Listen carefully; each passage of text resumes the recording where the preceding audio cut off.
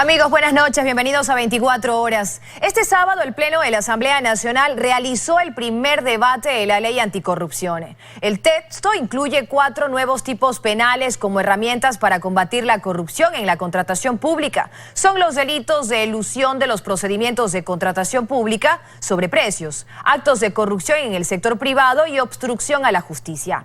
Los legisladores mostraron sus observaciones al proyecto y remarcaron la importancia de la prevención de estos hechos y no solo de la sanción. La normativa es parte de los compromisos acordados por el gobierno dentro del programa con el Fondo Monetario Internacional.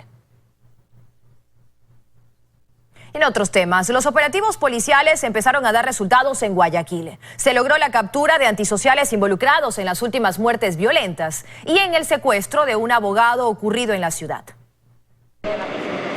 Tras la reunión ocurrida entre autoridades de la policía y la alcaldía de Guayaquil, las investigaciones se intensificaron para dar con el paradero de los autores de los últimos crímenes ocurridos en la ciudad. En un operativo, la DINASET ejecutó 5 allanamientos en Sauces, norte de la urbe, para encontrar en flagrancia a los causantes de la muerte violenta contra el periodista deportivo Roberto Oña, ocurrido el último jueves. Teniendo como resultados una persona detenida, la incautación de un vehículo, una motocicleta, municiones, sustancias sujetas a fiscalización pertenecientes a la organización denominada El Papucho. Ahora se procederá a las pericias de la evidencia. Una vez que se realicen las pericias correspondientes en los teléfonos, en las armas de fuego, en el vehículo, momento criminalística está levantando las huellas, indicios y todos los elementos de convicción. La policía también dio con el paradero del abogado guayaquileño que fue secuestrado el mismo jueves 26 de noviembre y se detuvo a los antisociales que lo privaron de su libertad. El allanamiento de 3 domicilios donde proceden a la aprehensión de 7 personas, un vehículo, varias terminales móviles, dispositivos digitales, amarras plásticas, cinta de balaje y documentos varios. La víctima estuvo en cautiverio en Mapasingue y luego trasladado a Samanes. Se tiene identificado el móvil de este crimen. Puede destacar también que este evento responde a una motivación netamente económica. Entre los detenidos estaría alguien relacionado al entorno social de la víctima, quien había proporcionado la información para que sea más fácil el abordaje y el sometimiento de esta persona puesta en cautiverio. Y así las investigaciones continúan. Este sábado llegaron 150 policías tácticos del GOE y del GIRI para fortalecer controles. Se ofrecieron 500 policías en la última reunión a esta ciudad, que llegarán el lunes, en pro de reducir los índices de delincuencia en meses en los que el comercio se intensifica. En Guayaquil, Luis Alfredo Zúñiga, 24 horas.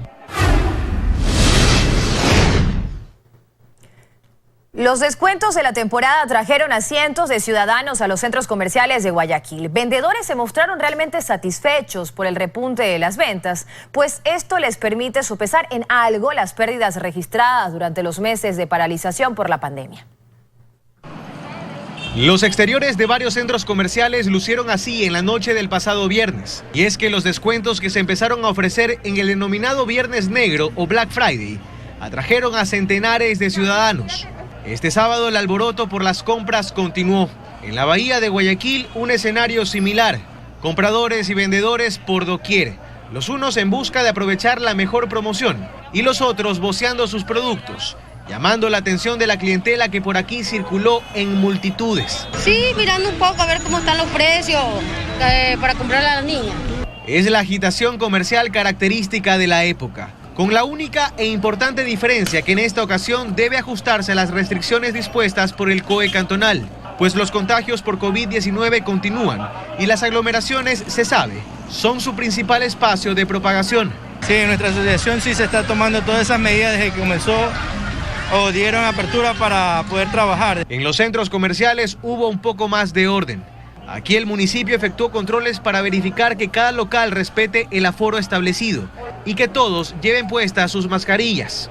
Así tocó esta vez, dicen compradores y vendedores, quienes, sin embargo, se mostraron optimistas por los días de promociones y descuentos. Sí, hay promociones, ¿no? ¿Qué ha comprado usted, por ejemplo?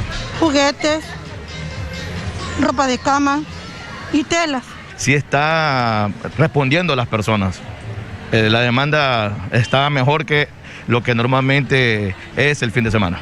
Y es que en un año complicado también en materia económica, estos días han permitido volver a dinamizar el mercado. y con ello sopesar las pérdidas que generaron los meses de para por las restricciones. Claro, a pesar del año, igualmente hemos estado con bastante afluencia de gente. Estamos muy contentos, la verdad. En Guayaquil, Carlos Acoto, 24 horas. Y a esta hora hacemos contacto precisamente con nuestro compañero Carlos Acoto, quien se encuentra en uno de los centros comerciales del norte de Guayaquil, para que nos muestre cómo continúa la afluencia de compradores y el movimiento en los locales. Carlos, muy buenas noches. Adelante, te escuchamos.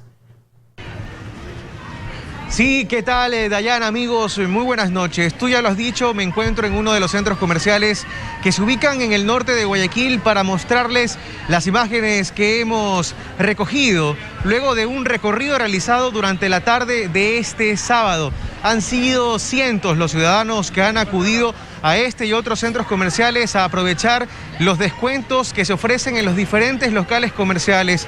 Descuentos que hemos visto van desde el 20% hasta el 70% de descuento en el marco de lo que se conoce como la Black Weekend, que empezó el pasado viernes, continúa hoy sábado y terminará mañana domingo. Así que corre el tiempo para los clientes que quieren aprovechar y hacer las compras quizás de Navidad, aprovechando los descuentos que se ofrecen. Las expectativas se han cumplido por lo pronto de lo que hemos podido conversar con algunos vendedores de las tiendas.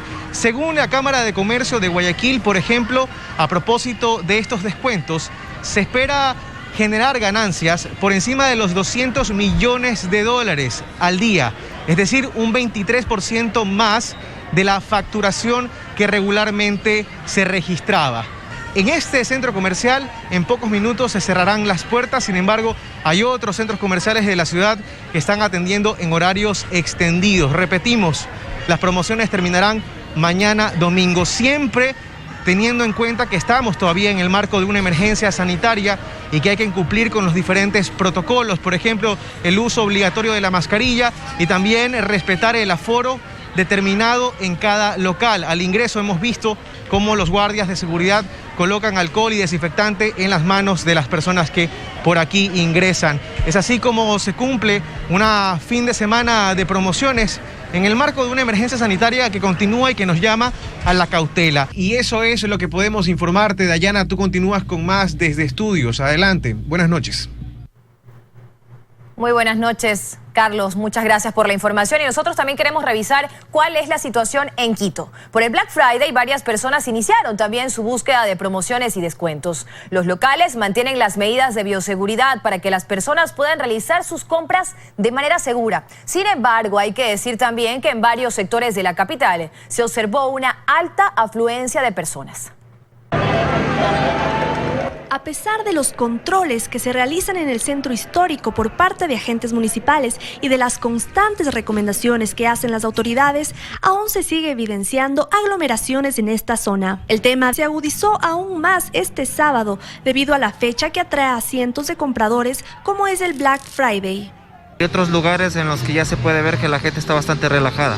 La verdad, a pesar de la situación económica, pensé que iba a estar un poco más austera la situación, pero veo mucha gente. Si bien todos usan mascarilla, el distanciamiento de 2 metros es una medida que no se respeta. Falta mucho más educación, porque sí se le dice, sí se le recuerda, sí se le está atrás de ellos, pero igual no hacen caso. El director general del EQ 911, Juan Zapata, cuenta que noviembre y diciembre siempre han sido meses complejos, y más ahora con la situación de la pandemia, por lo que recomienda a la ciudadanía no bajar la guardia en cuanto a las medidas de bioseguridad.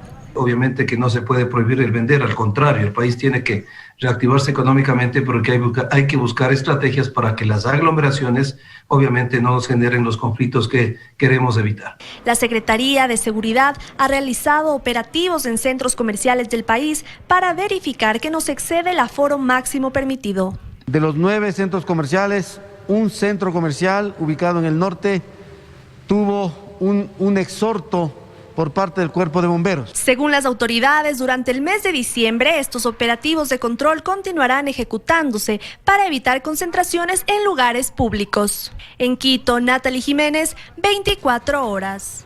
Gracias por continuar con nosotros. Retomamos la información, amigos. Un estudio de la Universidad de Washington reveló que el 90% de los contagios de COVID-19 en el mundo son producidos por un 10% de personas que portan el virus pero no presentan síntomas. Identificarlos para que cumplan con el protocolo de aislamiento implica un desafío. Podrían estar en la ruta a su trabajo, compartiendo lugar en el transporte público y, ¿por qué no?, en su círculo familiar. La ciencia pone la lupa sobre este grupo al que identifican como superpropagadores de COVID-19. Personas jóvenes en su mayoría, todos asintomáticos. Causarían 9 de cada 10 contagios a nivel mundial. Así lo explica un estudio realizado por la Universidad de Washington en Estados Unidos. En Ecuador, la Universidad de las Américas impulsa una investigación sobre la carga viral de los llamados superpropagadores. Pero, ¿dónde están? ¿Cómo saberlo?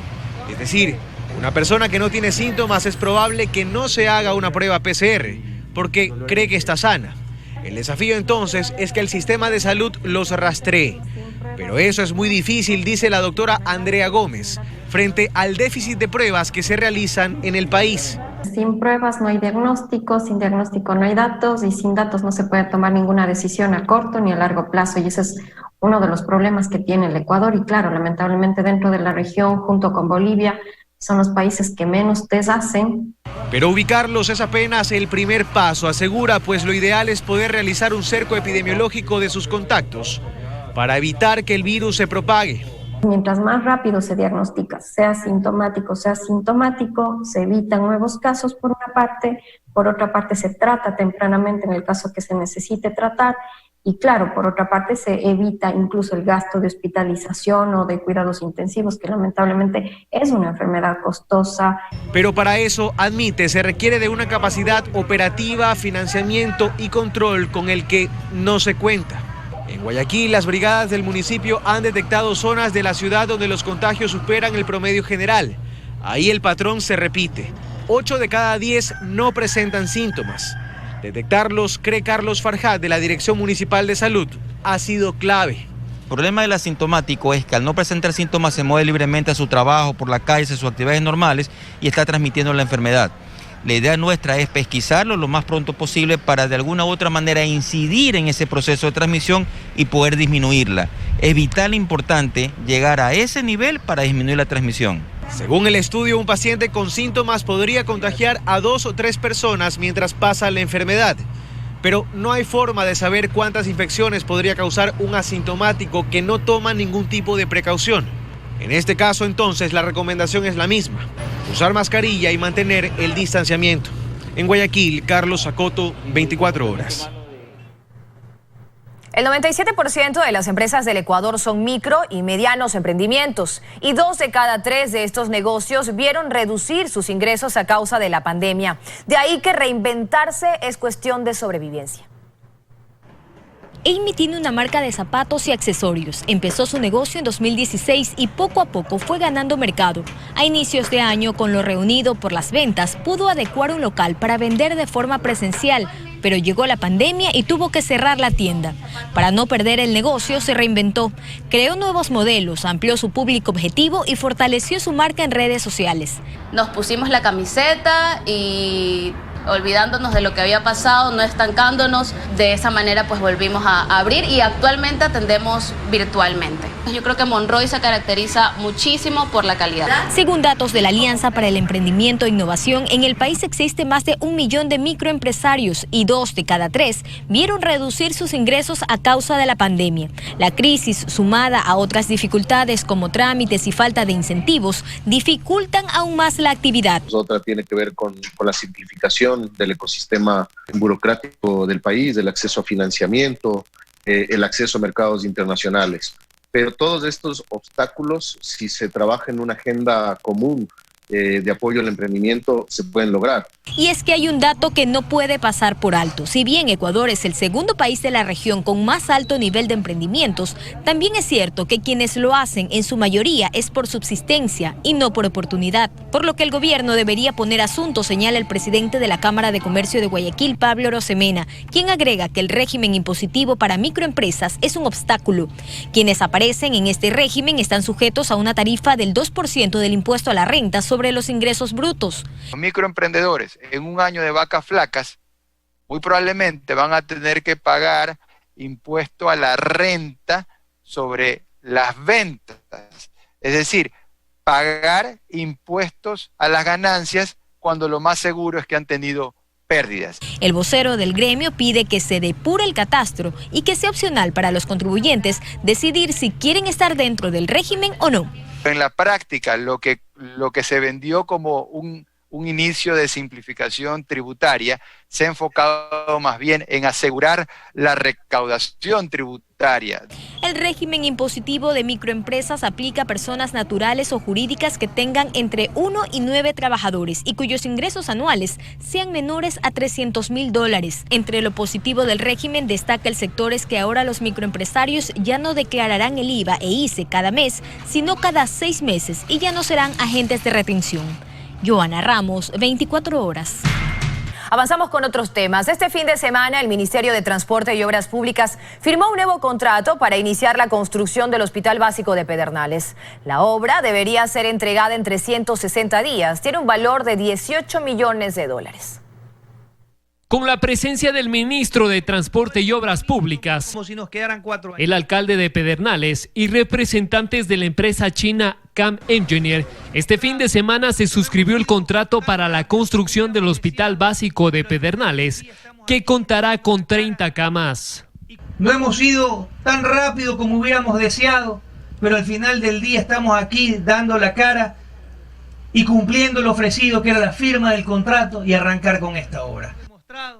La obra se efectuará en un plazo estimado de 360 días y beneficiará a más de 200.000 habitantes de Pedernales y otros cantones. Vemos que con este diseño, con el equipamiento que se va a hacer, que es aproximadamente $2.5 millones, vamos a tener un hospital de muy buena tecnología. Después de casi 8 años de promesas incumplidas a los habitantes de Pedernales, el ministro de Transporte señaló que la construcción se llevará a cabo con total transparencia. Y dentro de los compromisos que tenemos con la empresa está justamente que se contrate mano de obra local para poder ayudar a la reactivación dentro de Pedernales. Recordar además que la construcción del hospital se paralizó el 5 de junio de este año con un avance del 2.2% por irregularidades encontradas por la Contraloría General del Estado. Una de esas fue el desvío de fondos de alrededor de $8 millones que fueron entregados como anticipo de la obra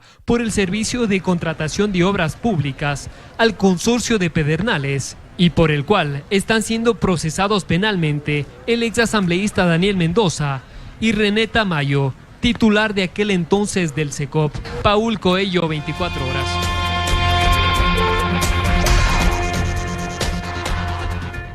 Continuamos informando, amigos. La Asociación de Municipalidades del Ecuador, AME, rechazó el anuncio del ajuste al presupuesto para los GATS en $691 millones menos. El presidente de AME, Raúl Delgado, indicó que le han pedido al ministro de Finanzas que no saque el acuerdo, ya que los municipios no podrán sostener dicho recorte presupuestario.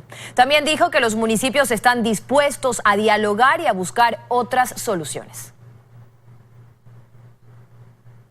Y la apatía en el país a un poco más de 2 meses de las elecciones continúa. Los indecisos siguen siendo mayoría en unos comicios donde ni siquiera los candidatos a la presidencia están definidos. Además, la falta de un protocolo para el día de la jornada electoral en medio de la pandemia no ayuda a reducir la incertidumbre.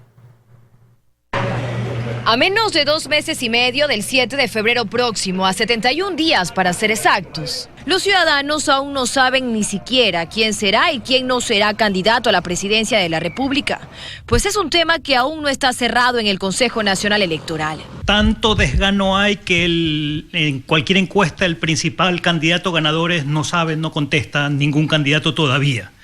Y en ese sentido, la incertidumbre lo único que genera es más malestar. Cuando aparecen, mueven los 5 primeros puestos y cuando desaparecen, mueven los 5 primeros puestos. Entonces, es importante tomar una decisión respecto a qué va a pasar con ellas.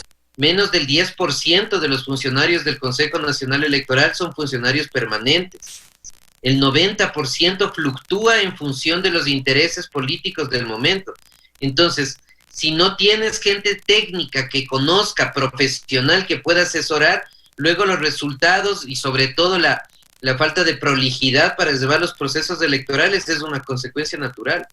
Esto hace que la discusión siga girando en torno a los personajes que estarán o no en la papeleta, pero no en lo realmente importante. ¿Quién está diciendo cómo va a resolver qué problema? Y nos preocupamos más de ¿es o no es candidato? Y no es lo único que no saben los electores. Quienes van a participar de la jornada ni siquiera saben cuál es el protocolo a seguir por la pandemia. El que apenas está preparándose. El ausentismo en 2017 fue de 16% a nivel nacional y de 60% en el exterior. Esto va a aumentar en alguna medida el ausentismo electoral. Habrá mucha gente que por temor al contagio dejará de ir a sufragar. La preocupación alcanza también a quienes son miembros de juntas receptoras del voto y pueden identificarse como grupo vulnerable. Ojalá el Consejo Nacional Electoral esté tomando las previsiones necesarias para paliar este tipo de eventuales problemas y de ausencias. La apatía con la que los ciudadanos están observando el próximo proceso electoral se refleja en la cantidad de indecisos que existen. Esto sumado a decisiones institucionales que no ayudan a que la certidumbre acompañe a un proceso para el que faltan solo 2 meses y medio. Dayana Monroy, 24 horas.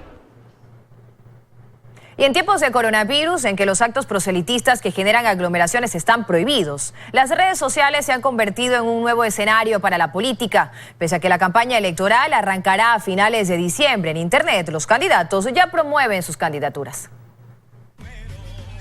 Es la nueva normalidad de la política, pues el COVID también alteró la forma de hacer campaña en el país. Atrás quedaron las tarimas y las concentraciones en los barrios. Los candidatos han tenido que aprovechar las redes sociales como un nuevo escenario. No es una opción no estar, es una obligación estar ahí. En Ecuador ya están maduras esas redes sociales. Si bien la campaña oficialmente empieza el 31 de diciembre en Facebook, Twitter e Instagram, ya hay movimiento. Basta un recorrido rápido por las cuentas de algunos aspirantes a la presidencia de la República para ver. Hay fotos, videos y anuncios publicados, la agenda del día, las actividades para promocionar el plan de gobierno o dar a conocer a los otros candidatos de la lista. Las redes sociales tienen su público, tienen su audiencia, tienen su segmento. En TikTok hay un público definido, en Instagram un público definido, en Facebook un público definido y en consecuencia hay que hablarle a esos públicos. Conectadas a redes habitualmente están 2 generaciones, los centennials y los millennials, es decir, la población joven, y además corresponde al 57% del padrón electoral. Es una población que podría poner un presidente y que su medio de consumo es a través de las redes sociales. Y es en Facebook donde mayormente están. Que tiene 12 millones de usuarios y llega más, llega de forma más masiva, porque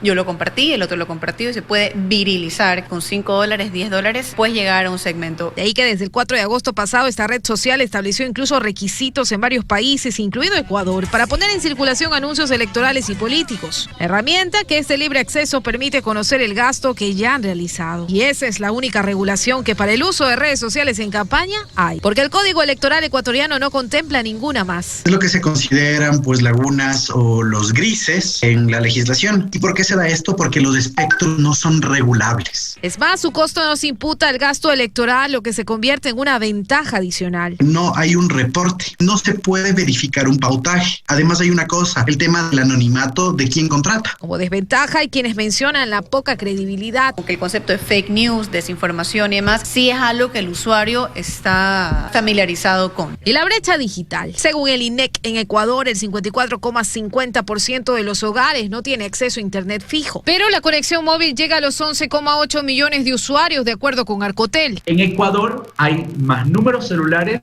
que personas. De ahí que una campaña más fresca, más moderna, con historias, transmisiones en vivos y TikToks, podría ser la que Ecuador le espera. Luisa María Heredia, 24 horas. Juristas cuestionan las actuaciones de algunos jueces y fiscales que con sus decisiones han favorecido a detenidos por hechos delictivos. Sostienen que en la lucha contra la inseguridad este tipo de acciones desmotiva el trabajo de la policía e incentiva la percepción de impunidad.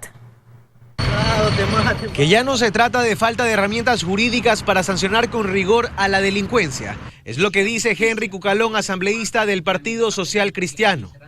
Recordando que a finales de 2019 la Asamblea Nacional aprobó una serie de reformas al Código Integral Penal, propuestas por su bloque. Entonces ya no solamente falta el tema de años, se los pueden seguir aumentando, pero hay temas mucho más acuciante. Si no hay un gobierno comprometido con la seguridad de los ciudadanos, que tenga experiencia, que tenga voluntad, capacidad, y si la justicia no pone su parte, lamentablemente las leyes serán tinta en el papel. Cucalón asegura que este nuevo estallido del AMPA que se percibe con particular fuerza en Guayaquil se veía venir. Recalca que los mensajes de impunidad que desde la justicia se han dado han preparado el terreno de lo que hoy se vive. Lo en las últimas horas es solamente el cenit de un proceso de descomposición que lleva tiempo. Y no nos sorprendamos, ojalá que no sea así, que en diciembre esto empeore. En eso coincide el penalista Julio César Cueva, quien asegura que las decisiones tomadas por varios operadores de justicia, es decir, jueces y fiscales, en determinados casos, han ido en contraposición al pedido de auxilio que desde la ciudadanía se hace. Que un fiscal diga que porque no hay denuncia lo tiene que dejar libre, el que debería estar preso es el fiscal, porque no se requiere denuncia para una cosa como estas. El tener armas, el delinquir en el robo, asesinato de personas, esos son delitos cuyo ejercicio de acción es público, se llama justamente público porque no requiere de que una persona ponga una denuncia. Cueva cree que es importante que las malas actuaciones de los jueces puedan derivar en sanciones, pero hay un bloqueo de la Corte Constitucional que impide que el Consejo de la Judicatura pueda hacerlo de inmediato. Que hay que ir a una instancia superior.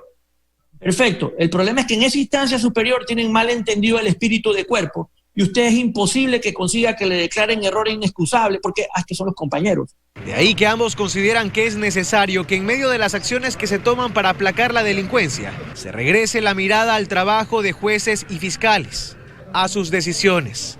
Creen que ahí es vital depurar. En Guayaquil, Carlos Acoto, 24 horas.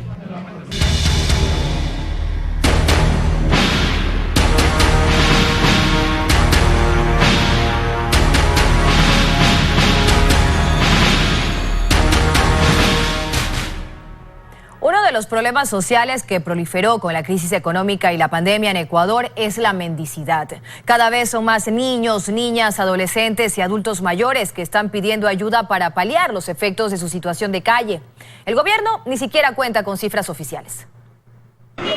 Su hogar son las calles, también su lugar de trabajo. Son hombres, mujeres, niños, niñas y adolescentes. Y adultos mayores especialmente. Más de un 65% de personas en temas de situación de calle de tercera edad, mayor población masculina. Segundo de 70 años y Juan de 72 forman parte de esta dura estadística. Ninguno de los dos recuerda cuántos años llevan viviendo en la calle, pero saben que en este mismo sitio donde durmieron todas las noches, el Parque La Victoria en el centro de Guayaquil, se conocieron hace 20 años. Pero por ahí yo sufro bastante porque yo vivo en la calle. El Ministerio de Inclusión Económica y Social no cuenta con datos puntuales que permitan conocer cuántas personas viven así a nivel nacional. Lo que dice es que en el 2019 atendió 2.986 casos. En lo que va del 2020 ya lleva 2.240. Solo en el refugio Reza, que acoge temporalmente a personas en situación de calle en Guayaquil, en 3 años de existencia se han atendido más de 1.500 personas a las que la gente llama mendigos. Es duro. La sociedad nos queda mirando por encima del hombro. Hay mucho que hacer, porque es todo un conjunto. No podemos dejar de lado la parte espiritual, la parte psicológica, no podemos dejar de lado la parte médica. Y ahí el porqué, a decir de la viceministra de Inclusión Social, Marcelita Arroyo, esta no es una problemática fácil de abordar. No solamente pensar en que es un tema del gobierno central, están también las autoridades locales, está la ciudadanía. Hay 2 factores que inciden directamente en la problemática. El primero es la movilidad humana. Este año el MIES ha atendido a 7.750 extranjeros que están en esa situación. Este flujo migratorio no es de personas que vienen de pronto a buscar un trabajo para luego generar algún tipo de remesa a su país, sino que vienen familias enteras. Carmen es una venezolana de 25 años. Extra Micrófonos nos cuenta que es madre de 2 niñas. Antes de la llegada de la pandemia trabajaba en un local de venta de ropa en la bahía de Guayaquil. Ahora vende chicles en los semáforos de la Alborada y pide caridad con sus hijas. En ese sentido sí existe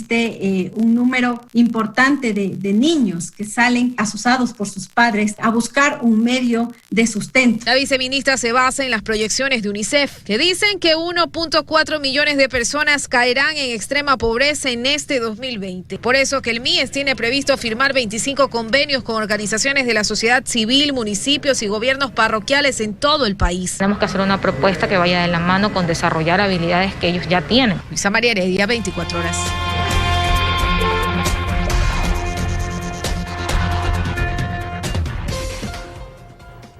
Continuamos informando, amigos. Hoy la Asamblea Nacional entregó la condecoración Matilde Hidalgo de Procel a Lola Villaquirán por su trayectoria en la lucha por la igualdad de género. Este galardón se entrega a personas o instituciones que contribuyen con el desarrollo de la educación superior, la ciencia, la tecnología y también la innovación en el país. Villaquirán es la fundadora del Consejo Nacional de la Mujer. Entre sus acciones más reconocidas se encuentra el impulso a la ley contra la violencia de género y también, por otra parte, impulsó ella la ley de maternidad gratuita y varias reformas a nivel nacional en beneficios de los derechos de las mujeres.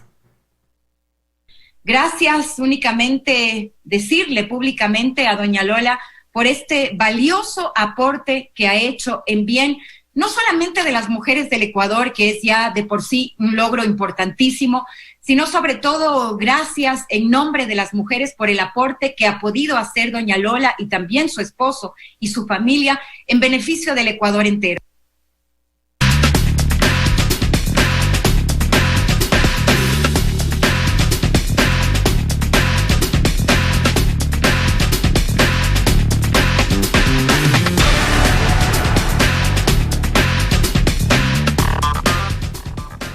Amigos, hoy en nuestro segmento Turismo Abierto conoceremos un lugar realmente fascinante. Se trata del Cerro Puñay, ubicado en Chunchi, provincia de Chimborazo. Los amaneceres y atardeceres también que se logran observar desde allí han hecho que se convierta en un sitio favorito para acampar y también para los aventureros.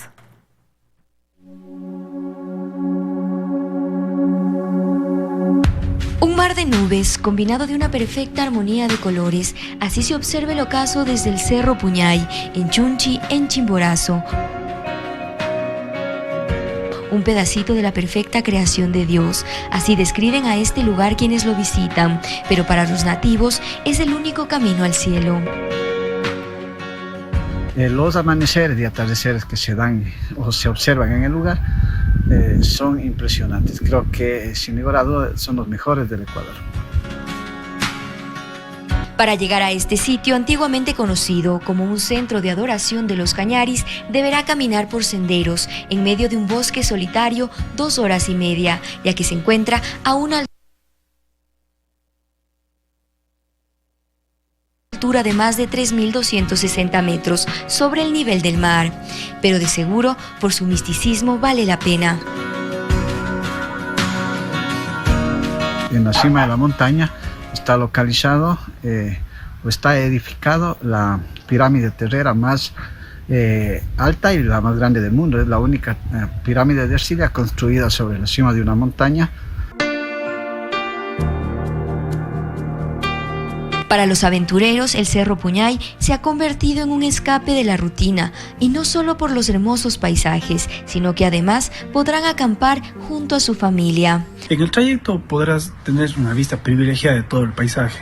Hay una parte espectacular que se llama la Piedra de los Sacrificios, donde podrás tomarse fotografías fantásticas. Así como también 20 minutos después llegarás a la cumbre, en donde podrás armar tu campamento y disfrutar de un atardecer fantástico y el día siguiente un amanecer espectacular. Aquí parece que el tiempo se detiene y que esa frase tan conocida pierde sentido, porque en el Cerro Puñay ni el cielo es el límite. Fernanda Ceballos, 24 horas.